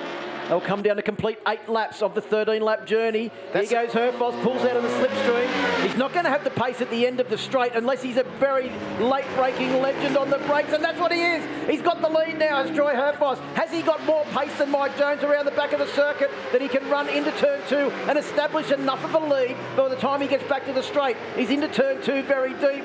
He looked like he was on the ragged edge, but I think he might have been trying to find a way past. What has Herfoss got in his bag of tricks? Well, I don't know what he's got in his bag of tricks, but what he needs to do is somehow slow the pace down. He needs Wayne Maxwell, he needs Crew Halliday to catch up and get in this fight, but it ain't going to happen. Like, these two guys are out on their own now. Mike Jones has done the hard work. He's pulled the two of them away, and now if it finishes like this, he'll be the champ. Quickly down to M. Boys, I parked myself in the right garage for the past 5 minutes. I've been watching all the action with the boss, Dion Creek. Dion, I mean, he makes some bold moves. Can he hold on? Yeah, he's very determined to win, and he's throwing everything at this race, as you can see. So, yeah, pretty exciting, nail-biting stuff. I tell you what, show us your nails. On a scale of 1 to 10, how nervous are you right now? 15. Nice. Thanks, Dion. Thanks. Only 15. That's a surprise, Steve Martin. As Troy Herfoss, well, we know how determined he is. We know how determined Mike Jones is. We know how determined all of these guys are. But this is taking determination to a completely new level as Herfoss now is trying to hold on. He's weaving to the side of the track. Here comes the Ducati. It's got some extra speed. But Herfoss was late on the brakes last time. What can he do now? He's not taking no for an answer. No, he's going to own that part of the racetrack. Mike Jones knows it. But Jones is good on the inside there. He's in position, and he does take him up the outside. The rear wheel off the ground. He could run wide here. He's gone really wide. Herfoss gets back through. Now this is racing. This is the season finale that we've always wanted for the 2019 Motor Pirelli Australian Superbike Championship. As we said, if you had have written a script at the last round to set up the last round that we always wanted, it would have been exactly what happened in race 2. And this is the script that we wrote for the final race of the season. 2 of our championship contenders going hard at it at Sydney Motorsport Park. And Wayne Maxwell, I think, will hold on to third in the championship. We've got someone down. There's a yellow flag. No overtaking at turn 6. Yeah, I think it's Daniel Falzon who's gone down there. So until they clear that bike up, that's one overtaking spot ruled out. So hopefully the marshals will be working on that to clean that part of the track up. And also for Herfoss, because that's one of his overtaking places. Absolutely. But nevertheless, Herfoss back in front. Let's just have a bit of a look here at how he goes in.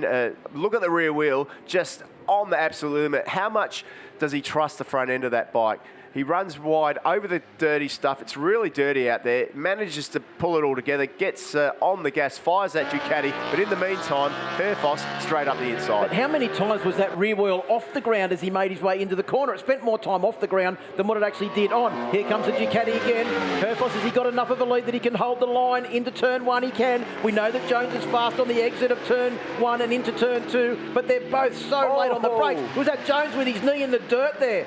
Herfoss has gone in deep this time. I think Jones is going to say, right, I ran wide last time. Herfoss has run wide. Line. It's Herfoss's turn. Oh, he only left a very small gap there, did Up the inside. Oh, I thought he was going to go back there, Steve. He had a look at that in race 1, and I'll tell you what, the last lap, if there's a bit of a sniff of a gap there, it's. I think he's going to take it. He's looked at it a couple of times. That's your last card, your last ace, that overtaking manoeuvre there. These two are pushing each other to new levels at the moment as we make our way around the back of the circuit. We're on lap 11 of 13 as they come round to complete this lap. There will be 2 laps to go.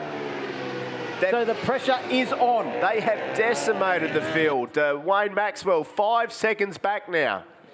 Just as we have another look at that manoeuvre up the inside. He goes in so deep, runs wide, does a a big wide arc, and the Ducati man gets back up the inside. So Mike Jones gets back in front there. Where was Maxwell? Maxwell's dropped all the way back to 5th position now. It's Crew Halliday that's up into 3rd and Brian Starring in 4th place. Well, that's it. Game over for Maxwell. It's disappointing because he gave a really good charge from the middle part of the year. Brian Starring's down. That looks like turn 9. So that means Crew Halliday is in a lonely 3rd position at the moment. Looks like it could be the end of the race for Starring and the BC Performance Kawasaki. He looked a bit knocked about there, did Brian Starring. Up the inside he goes again. What a great move. I'll tell you what, he's found some speed. He's got some good drive out of that final corner as the Honda man. But Mike Jones, once again, side by side, who's going to give? Well, Jones takes the lead. Herfoss, I think, has had to stand the bike up and let it through. Here he comes at the inside at turn 3.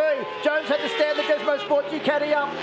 Oh, this is unbelievable, Steve Martin. It's too close to call at the moment, but also Herfoss wants to win the championship. He wants to become a 3-time champion and join Glenn Allerton, Josh Waters and Sean Giles in that illustrious state. But also, it's the final race for his teammate, his crew chief, Sean Clark, who's been with him for so many years before he leaves the paddock at the end of the 2019 season. Well, if he doesn't win, he's done him proud. This is a brilliant ride by the Honda man out front at the moment. Go Troy Herfoss, and also Mike Jones. What a result for him. He deserves this too. They both deserve it. Remember, Mike Jones started the year off on a privateer Kawasaki. Troy Bayliss injured at the first round. Draft in Mike Jones for round 2. See what he does. Has a good round. Head to round 3. He's back on the bike. He's signed for the rest of the year. Desmo Sport Ducati have had an unbelievable year regardless of what happens in this race. But Troy Herfoss at the moment leads with the Desmo Sport Ducati right behind. As you said, any one of them will be a deserving champion. But at the moment, if it finishes this way, Mike Jones will be the champion. A little bit of smoke coming off the back wheel there of Troy Herfoss's bike. I've got to detect it. Here comes the Ducati as they head into turn 1. It is Mike Jones this time. Final lap now, 3.93 kilometres to go to decide who will be the Kawasaki Superbike champion for 2019. And Jones, the points leader, leads the race. Can he get it into turn 2 online? Can Herfoss get up the inside? He has a red hot go. He can't quite get through. Exit of turn 2 now, and it is Jones that still leads. Where is Herfoss going to plan an assault? It's got to be at the bottom of the hill. He's going to try and dive up at the bottom of the hill. He's got to do it early in the lap, but he can't do it. Jones is too strong into there. We know that this is his favourite part of the circuit. It's going to be really hard. But Herfoss on the flip-flop, on the change of direction. He's got him. He's got him. He's up the inside. He pushes Jones wide. Both got drive up the hill. But Herfoss, has he got enough of a lead now if he leads onto the straight to stop the Ducati's charge? Maybe, but Jones squares it off. Be assured he's going to attack up the inside. He's got the drive too. His wheel's on the inside. He's gone through. That's the third overtaking manoeuvre on this final lap. Herfoss will come down the inside. He does. Can he get it stopped? No, he can't. He stays on track. It's all over. Jones has got the lead back, and enough of a lead that Herfoss won't be able to reply. But he had a red hot go. As we said, if he's on the last lap, you know that Herfoss is never going to not have a go. Mike Jones, 2015 champion. He's odds-on favourite now. He's going to win a double. This is going to be sensational for Ducati, sensational for him. As they come to the line now, it is Jones that leads out onto the final corner, and Mike Jones will be the 2019 Motor Pirelli Australian Superbike champion in the Kawasaki Superbike class by half a point. We thought that if he finished in second place it would have been, but in the end he does it by 6 points, 286.5 to 281, so 6.5 points for Mike Jones over Troy Herfoss, who gave it literally everything on the last lap. Crew Halliday will join them on the podium, and Wayne Maxwell will finish in 4th place. Jamie Stouffer bettered his 6th place in race 1 with a 5th in race 2. What a result for him, but what a day, what a race. Those two boys, and look at that. They know that they've just had a special moment right there. Look at them, what a brilliant result. They really laid it on the line, and there's the respect from Wayne Maxwell. He didn't have an answer for it today, but boy, what a weekend, what a race. Glenn Allerton pulls up. There's a whole bunch of Australian champions that know what it's like to win, and the most deserved guy won on the day, and it was Mike Jones. Well, just getting congratulations there from pretty much everybody, the whole field saying well done to Mike Jones. But what a season for Mike Jones. As we said, started off the year on a privateer Kawasaki to race the first round of the championship. Didn't have a ride for 2019. Came in to replace the injured Troy Bayliss, and he's now the 2019 Kawasaki Superbike champion. What a year for Mike Jones and Desmo Sport Ducati. You're not telling me he's not going to have a tear in his eye when he pulls up. A tear, maybe more than one. I'll tell you who else has got a tear in his eye. Troy Bayliss and Ben Henry, the team owners. There's Dave Maddox, the PR man for the team there as well, with the championship helmet. First Australian championship for Ducati since 1999. I wonder who was that won in 1999, Steve Martin. Yeah, funny I remember that.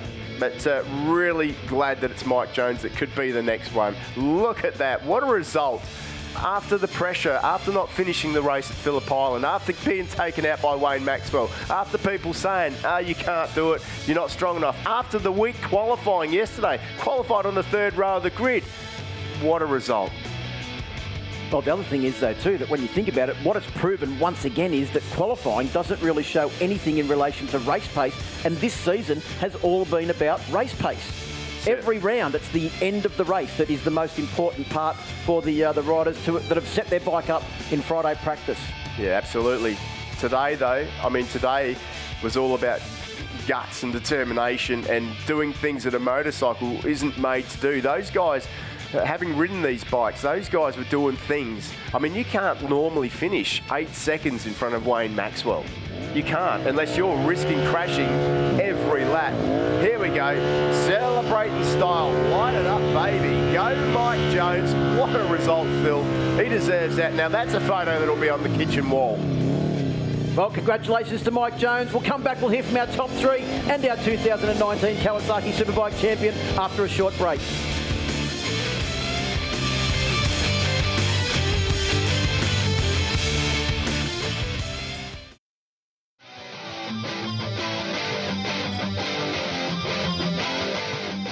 Welcome back to Sydney Motorsport Park, the grand finale of the 2019 Motor Pirelli Australian Superbike Championship. And your champion for 2019, Mad Mike Jones, has just arrived in Parc Fermé and celebrated with a massive burnout to acknowledge the fact that he is the 2019 Kawasaki Superbike Champion. What a race, what a season. Can't wait to hear from our top three. They're with Emma. Wow, ladies and gentlemen, your 2019 Australian Kawasaki Superbike champion, Mike Jones.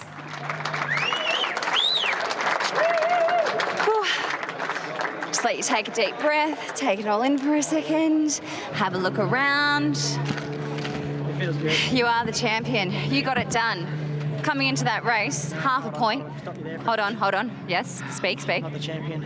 Desmo Sport Ducati team have worked so hard for this. And obviously, me as a rider, I get all the praise because I'm riding the bike. But honestly, those guys, without the team, you just can't do it. So a big special thanks to Desmo Sport Ducati team, all of the team supporters, and all of my supporters as well, my personal sponsors, and everyone that's here today that support me.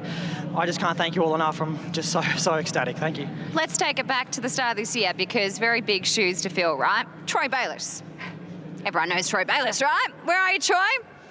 Come on over, mate. Jump on in the celebrations. Big shoes to fill. Well, I won't interview. Yeah, you can step to the side, but you can be a part of it. Give me a big bit of a hug. Big shoes to fill. You must be so proud because, yeah, he did jump on the bike when you decided to jump out. And what pressure that would have been for you, Mike? It was incredible, going in these two races. We knew that we had to win. We had to win both races. I came here with a goal to take pole position in both race wins, and when we didn't get that pole position, that hurt a lot. I didn't ride very well, and I blame myself a lot for that. And at the end of the day, that was my fault mostly. Going in those next two races, I knew that I was, starting from behind, and there was a lot of pressure to be able to come away with both race wins. But at the end of the day, I rode the best that I possibly could. The team gave me the best they possibly could, and on the day where we were the best team. Troy, very proud moment for you. Of course, it's incredible for us at Desmo Sport Ducati. A big congratulations to Mike. He's a lovely guy and a great rider. And I love seeing when the dog comes out in him because he is a little bulldog. And congratulations to Benny and Paul, everyone in our team involved. It's been great and we're so happy. Thanks, Troy. Well, we'll chat to the rest of the team. I'll get back to you, Mike. Let's chat about the weekend a bit more. Yeah, go ahead. Sorry, he just wants to keep talking. Man, a few words usually. No, I really want to say a big special thanks to K&R Hydraulics and Maverick Race Developments and also Triple X Rated Race Suspension. Those guys gave me a bike to ride at the start of the year. I don't know if everyone remembers, but the first round I wasn't actually racing with Desmo Sport, and those guys gave me an opportunity to compete that weekend. So obviously without those points I wouldn't be here either. So it's a special thank you to those guys as well. Let's chat about this weekend because yesterday, what was yesterday? No, today's Sunday. Friday, yes, you looked fast, and then qualifying yesterday, what happened? All fell apart a bit. The wheels fell off, and today you woke up a different person, it seems. Yeah, definitely. Look, obviously it was, like I said, fastest guy yesterday in the morning session, and then like I said, fell apart. Honestly, I didn't ride the best or didn't ride as good as what I normally do, and ultimately that led to the 7th position. You know, with the competition as strong as it is, when you're off the game a bit, you know, it's only 4 tenths, but you're back a long way. So the competition's really strong, and the field's really fierce. So at the end of the day, that was my bad, and that's made us have to start from 7th position today. Just finally, last few moments, that battle between yourself and Troy, what was going through your mind then? Honestly, when I was out in front, I was trying my hardest. I wanted to be able to make a gap and get away. I wasn't looking after the tyre. I was just pretty much going as hard as I could. When Troy came past me, I thought I was in a bit of trouble. Admittedly, I panicked slightly and I was worried that he was going to get away. But at that moment, immediately afterwards, I just said to myself, I'm not going to lose this championship. And I don't know what happened really. All eyes were on him and trying to catch him. And at the end of the day, I knew that we were both suffering with tyre towards the end of the race, and we were both struggling. So I don't know. It just worked out my way. Honestly, we were both Troy and myself were giving 100%, and it just went my way, and just very grateful for that. Good on you. You've worked so hard. I look forward to presenting you with the trophy tonight at the awards dinner. Ladies and gentlemen, give him a round of applause. Your champion for 2019 from the Desmo Sport Ducati team, Mike Jones. And now we'll speak to the guy that finished second in the championship and second in the race. Give it up for him. He's had a stellar 2019 season from the Penrite Honda Racing team, Troy Herfoss. Come on over here, mate. Look, I know you're disappointed, but you gave it everything. You have done a fantastic job this year, and all you can do is give it your all, right? Well done. That's right, Emma. I learned, when I was pretty young that going to the racetrack saying you want to win every time sets you up for failure a lot. And we always you go there to win, but I also always say to myself, if I've done my best, if I feel like I've left everything out there, which I did. I mean, without losing any mates today, I've done everything possible. And yeah, he rode a very smart race. He used his package to his advantage, and I used mine to my advantage, and he was just a bit better than me. So a big congratulations to everyone in the team. Ben Henry happens to be one of my best mates, so it's hard to be disappointed for one of your good mates. We really want to win, but what a championship. It was just such a big fight, and I'm so proud of the team for how they've worked, and they keep their cool. I sort of races get anxious sometimes, and I've got such a good team around me, and it's going to be a shame to see Sean go. My crew chief, he's been so good to me, and we changed the bike a lot for that race, and as you could see, it was better. I could actually fight with Mike in that race. But hey, I'm here. It's another runner-up. In the last 5 years, I've been in the title fight every year, and I hope it's the same again next year. Thank you for all the amazing battles this year and the amazing racing. We've really enjoyed watching you. Ladies and gentlemen, give it up for Troy Herfoss. And the guy that finished third in that race. He's had a great season as well. Finished 4th in the championship from the Yamaha Racing team, Crew Halliday.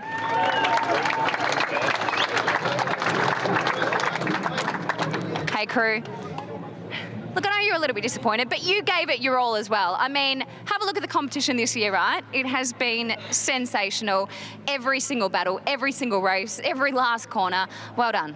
Yeah, thanks, Emma. I just said to my team then, I think that's the hardest I've ever ridden. You think you're at 100%, you go that next step, and you're like, oh, how much further can I go? You go further, and it's like, come back to the pits. Doesn't matter what you get. It's you've proven to yourself that you can go past your max. So no, I'm happy. That bike then just got a little bit slippery at the end of the race like everyone else's. But I seen Brian coming. I was a bit nervous because he's on the opposite tyres to us, and it's getting a bit tight there. And I seen he must have crashed, made a mistake, and yeah, it's hot out there. It's very humid, and just glad to get on the podium for my home race.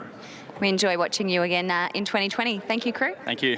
Ladies and gentlemen, your top 3 for the final race for Kawasaki Superbike.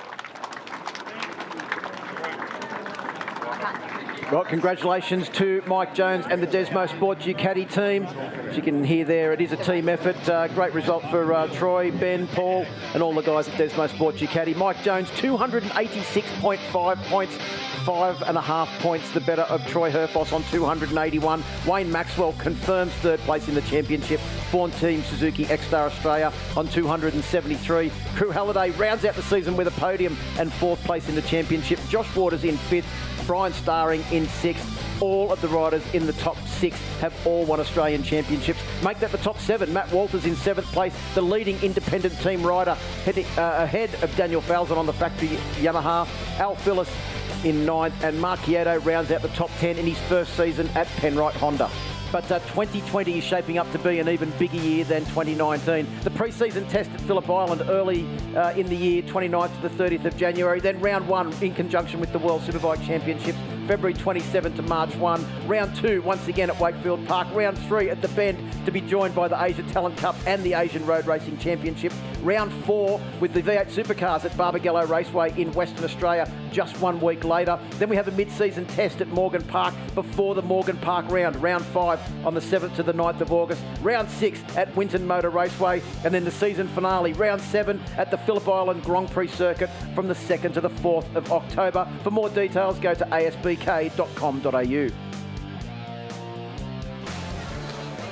But big crowd has been in here at Sydney Motorsport Park today to take in all of the action.